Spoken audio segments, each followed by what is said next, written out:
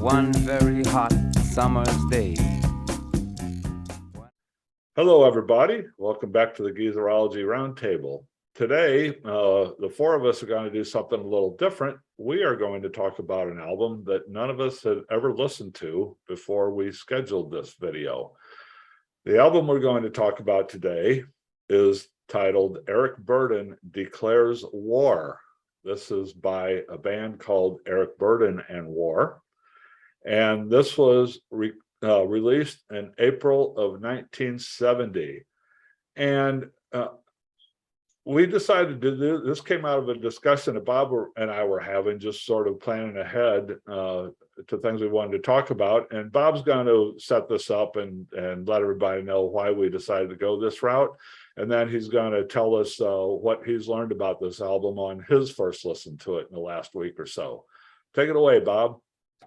All righty. Hey, thank you there, Scotty. Yeah, as Scott said, a few months back, Scott and I were just doing some brainstorming about possible topics, that we could tackle here in Geezerology. And I brought up the subject of maybe doing War's discography, because War was a band that I really enjoyed, back in the 70s. And I bought, most of their albums that came out during that period. And I thought it would be an interesting thing to take a look at. Well, then Scott counters with, well, if we're going to do War, we should start at the very beginning and go back to when War teamed up with Eric Burdon, at the beginning of the 1970s. And I thought, hey, that's a great idea. And then I suddenly realized I had never listened other than Spill the Wine, which was, the hit song that they had. I had never heard anything from Eric Burdon and War, and neither had Scott. And now we come to find out that the rest of us, none of us have ever listened to this album, which struck me as really odd because, number one, I liked Eric Burdon with the Animals. They had some great tunes, House of the Rising Sun, Sky Pilot, San Francisco Nights, We Got to Get Out of This Place, and all that. And then I really liked War, but I never listened to Eric Burdon and War together. And I've heard Spill the Wine, God knows how many times over the decades.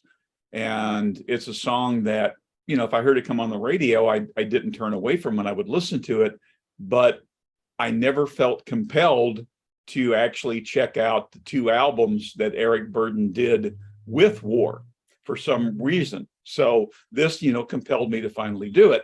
Anyway, very, very quickly, Eric Burdon has left the Animals, and it's now 1969. He's in San Francisco, and he comes across the jazz funk rock band War. He teams up with them. He actually brought in Lee Oscar, the harmonica player, to join them. And they go out on tour for about a year before they finally record the album Eric Burdon Declares War. So anyway, this was my first time to listen to the entire album. And my initial impression is it didn't really do that much for me, which really surprised me because I said earlier, I liked Eric Burdon and the Animals and I loved War. But the two of them together, it just didn't seem like it meshed to me. And it wasn't so much the music. I enjoyed the music that War did on the album. Eric Burdon just kind of left me a little cold on this. And his vocal performances to me were off-putting. And it wasn't necessarily that he's, I think he's a great vocalist.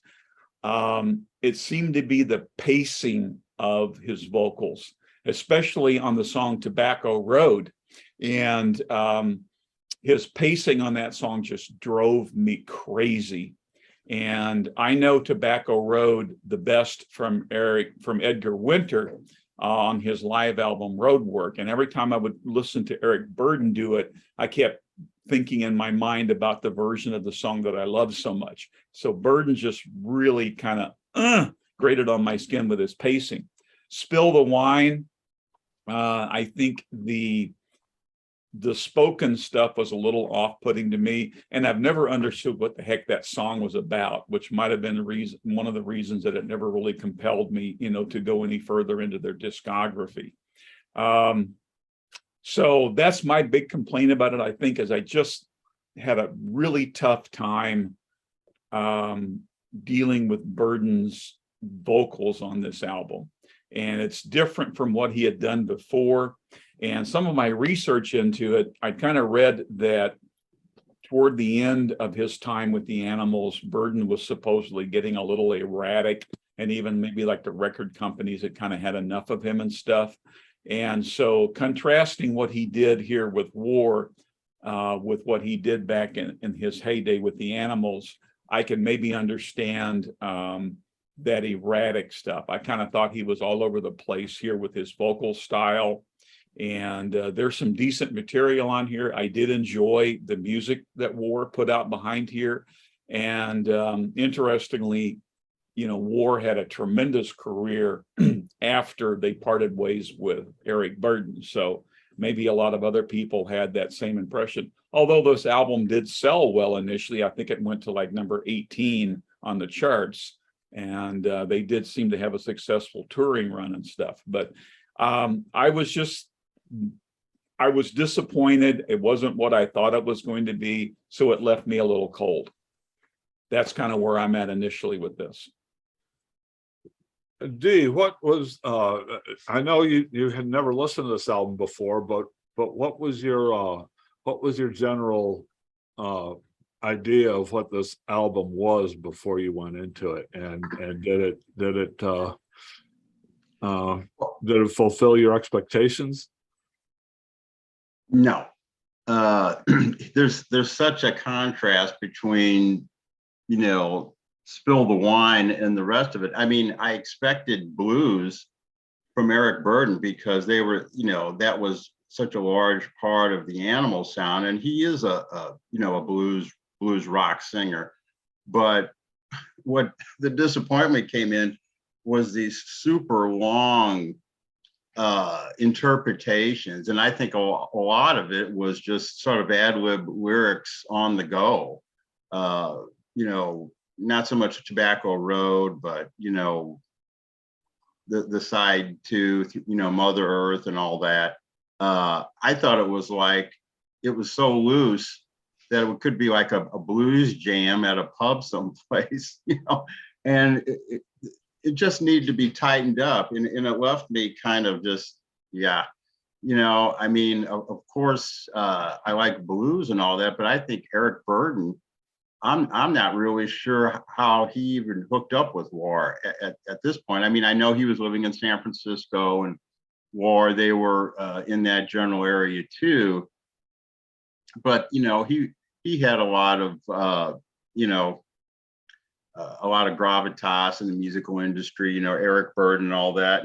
And I think part of it too is, this is, Eric Burdon was no stranger to a lot of mind altering drugs. Maybe this was a little bit of, psychedelic rock comes into, phase one of funk or something.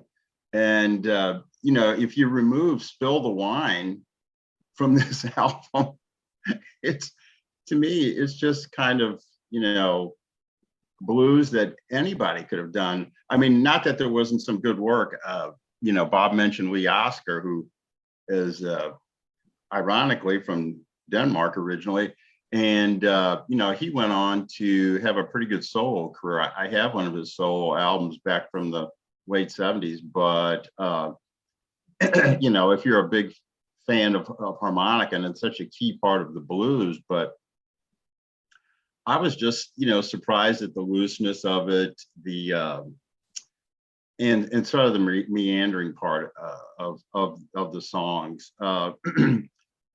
Spill the Wine, I don't know if it was a concentrated effort, but if Spill the Wine had not been I think it came in at number 3 on the charts.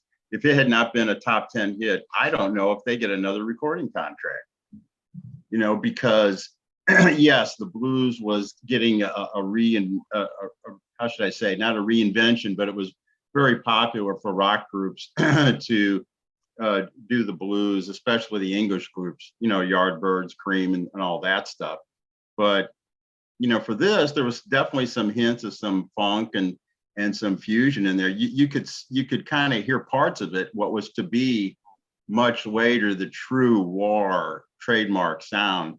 And So, but to give, Spill the Wine, I think it definitely falls in that category of not a novelty song, but certainly a sort of a dreamy, maybe substance influenced song.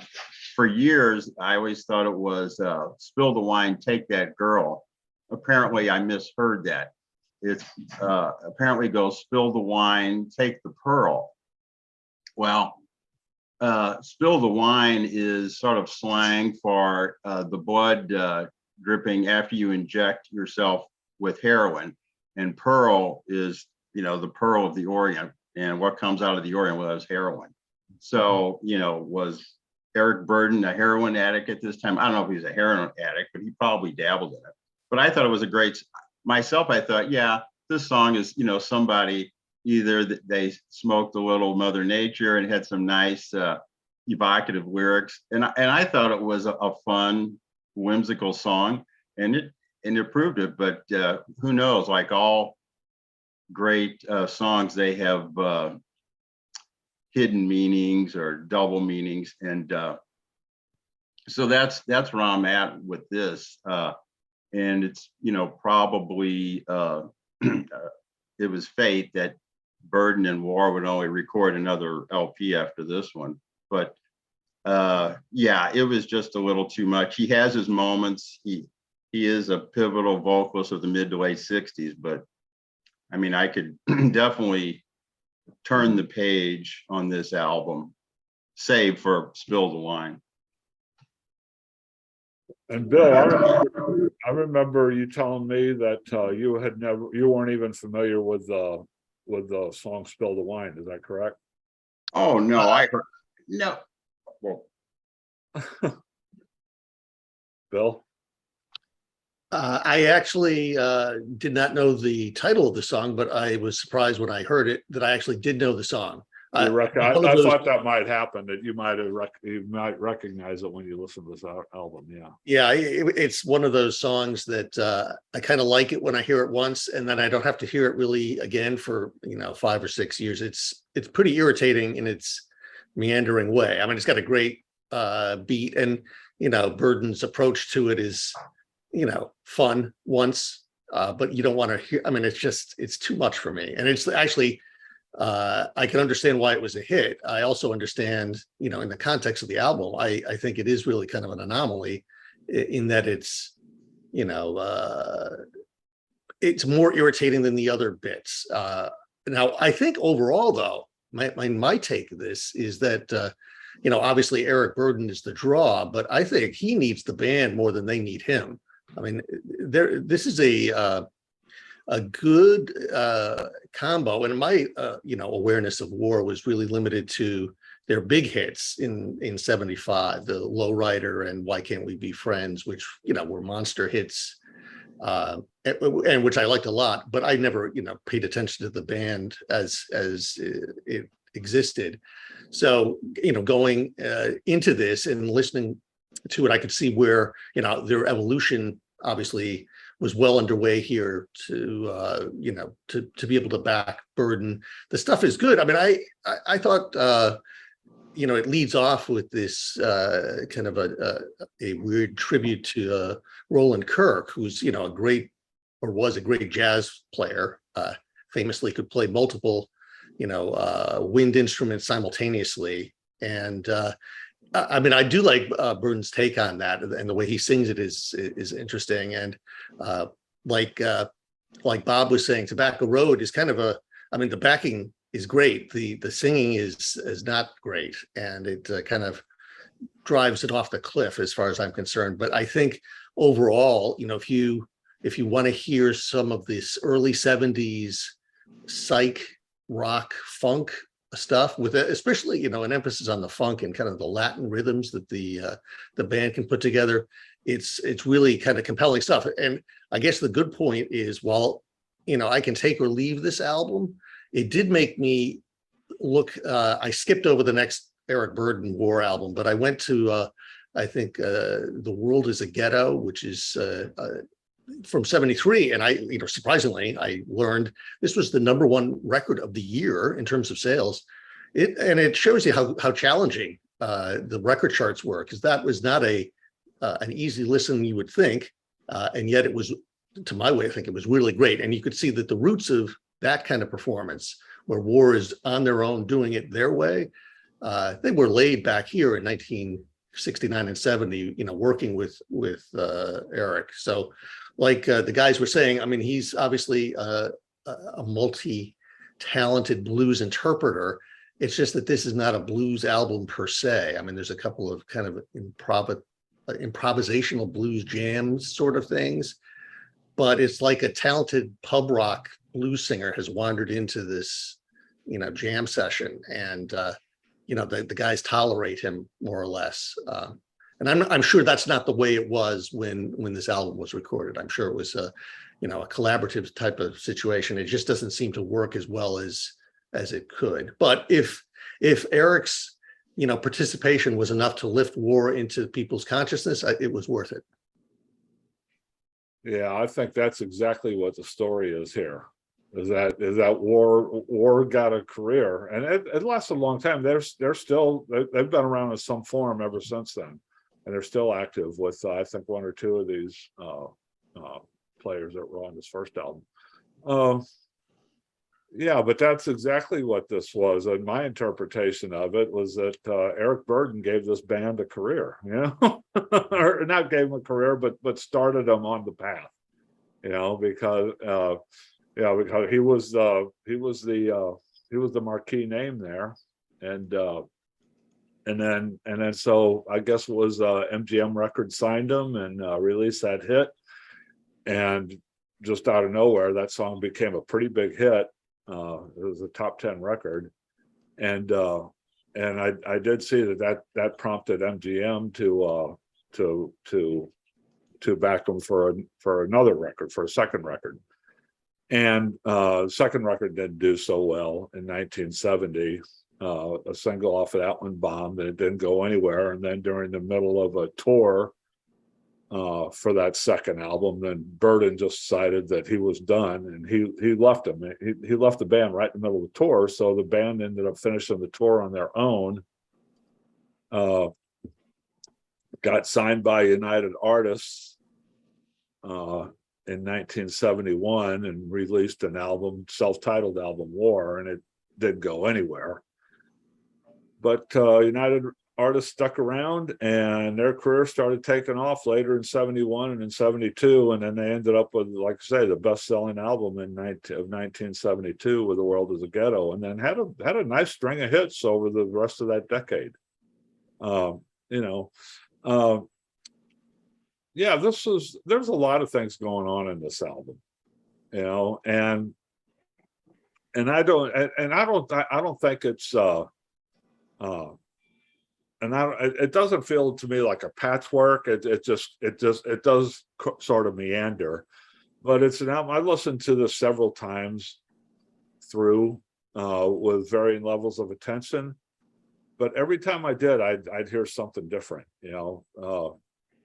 I heard the blues jams, I heard the funk jams, and then about the third time I listened to it, I realized that the opening number, the opening track, it starts off with just this straight out, gospel piano thing, and then it just kind of veers off into something else when Eric Burdon starts singing. Every now and then I caught myself hearing Eric Burdon singing something or reciting something, and I got this visual of a bunch of beatniks sitting around a coffee shop, and he's reciting this beat poetry. A lot of funk going on here. Every now and then you hear a little bit of jazz, and to me, what this is just basically War was kind of this fusion. When I say fusion, I don't mean just jazz fusion or funk fusion. I mean a lot of different things. They're this band that basically a jam band, that just pretty much instituted a lot of different influences, and then Eric Burdon just layered that on the top of it and pulled it in about two or three other directions that the actual band War didn't have. He added another couple layers to it. And I don't know. I'm saying that, and it doesn't feel like a patchwork to me. I kind of understand it. I understand the context of it. It's, it's a little bit meandering, but I think a lot of the stuff is seamless. It just seems kind of aimless sometimes, and basically kind of they're just trying to figure out what the hell they are. They're a band that just kind of sort of goes where the mood takes them, right? And I didn't listen to much of War after Eric Burdon left, except like Bill, just the hit singles. I'm familiar with a few of the hit singles, but I never listened to any of their other albums either. So I don't really know how they fit into the context of this first album. But I certainly see this as a stepping off point for them, like we've talked about a couple of other debut albums where they seem to just kind of wander and not really have a particular focus, and it just kind of felt like it was just a band trying to find its groove, and that's kind of what the feeling I got here. And it took Eric Burdon walking away from them before they finally figured out exactly what they were, right? That's kind of my take on what was going on here. There seemed to be a lot of musical talent here. The only thing, the very last track, I don't know the title of the very last track. That was the first time when I heard that very last track. It sounded to me like what my impression of what War was going forward, right? I mean, it still had Eric Burdon singing the lead on that song, but the musical, the instrumental and the musical accompaniment sounded to me like what I would expect to hear from a War album, maybe from 2 or 3 years later. I didn't think it was a bad album. I just didn't think it was a particularly good one. The big value here is, I guess, is just, for those who were fans of this band in the later part of the decade, which there were a lot of people who were fans of this band in the later part of the decade. They had a run of 6 or 7 gold albums from 1971 through the end of the decade. So there are a lot of fans out there of this band, and this probably a pretty good starting point for you if to say how it all started and where it all started. But anyway, I thought it was okay. I would actually give this a reluctant thumbs up. It's not something that I would come back to and listen to very much, but I don't think it's a bad album, just not one that is in my wheelhouse. Anybody have anything else?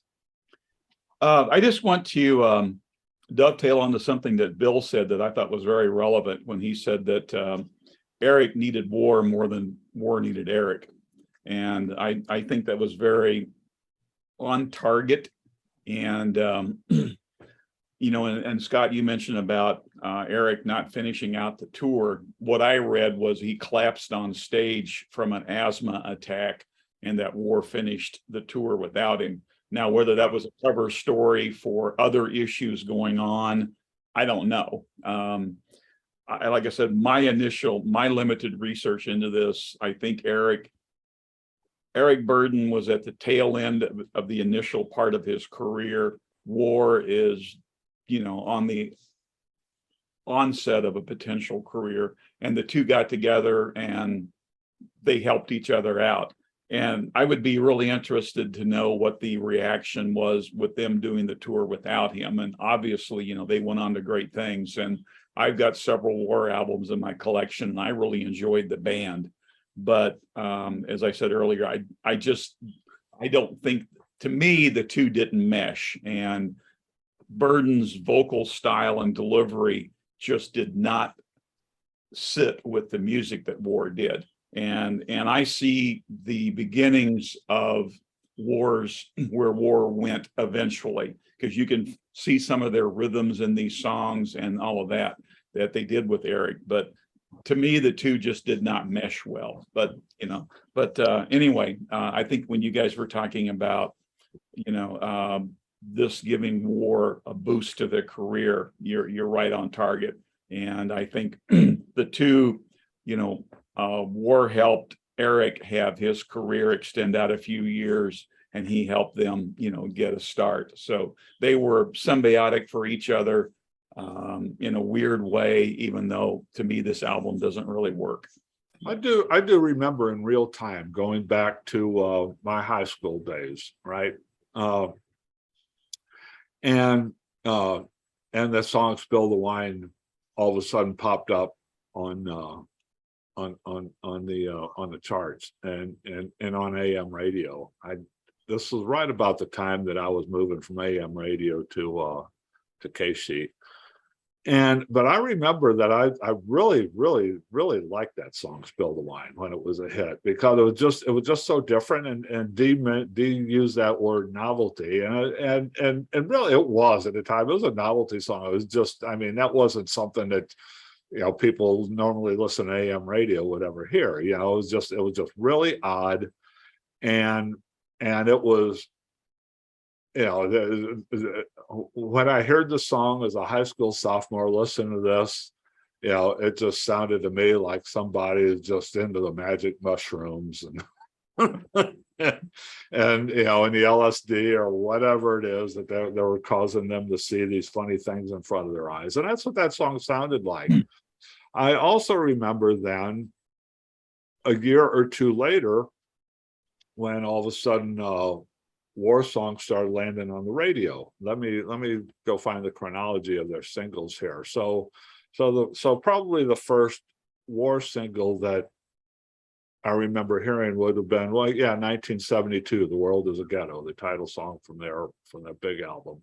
I guess that's what really propulsed them, and then followed it up with the Cisco Kid.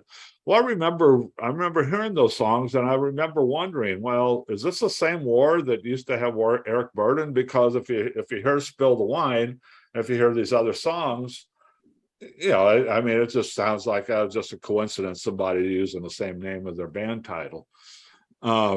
And then later we did find out, well, yeah, this was the same band. It used to play behind Eric Burdon, and now they don't have Eric Burdon. We knew that, but hearing those songs, they're not comparable in any way.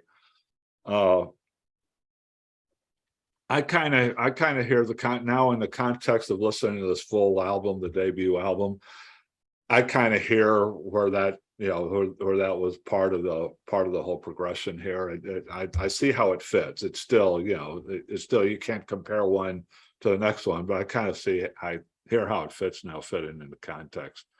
But that was really odd. It's like all of a sudden these songs came out, and you're going, you can't imagine that it's the same people doing it, and it was. So it was kind of a funny way to start a career. for band. It became known as a pretty big funk R&B. They were big on the mainstream charts, but they were huge on the on the R&B charts too. Let me add one thing about the later, when War was without Eric Burdon. They were one of the bands too that I think they really introduced, because they were crossover to pop music and rock fans, the different sounds, more Caribbean music and that, and vocally, they went on to, I think, have some great tunes that we're all familiar with, and I think of course War, and then Sly and the Family Stone, of that.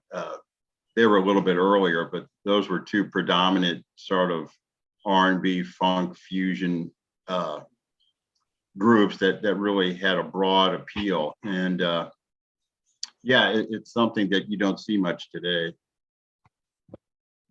Yeah, I would add, you could also take a look at Santana, and kind of early Earth, Wind and Fire. There's a lot of stuff that's gestating at this period.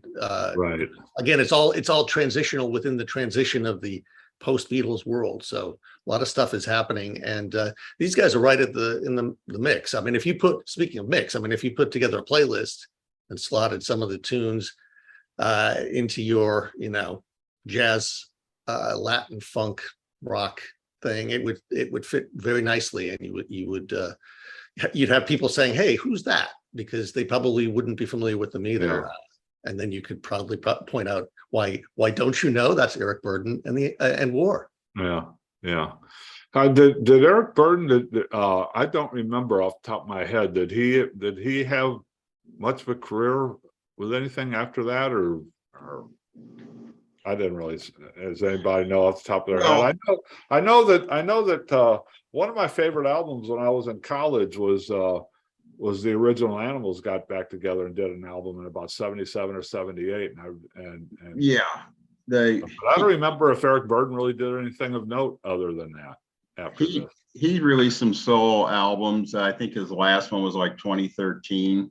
Don't ask me the name of it. I just came across that little factoid the other day, but he's I don't think with a whole lot of fanfare, but he is still around.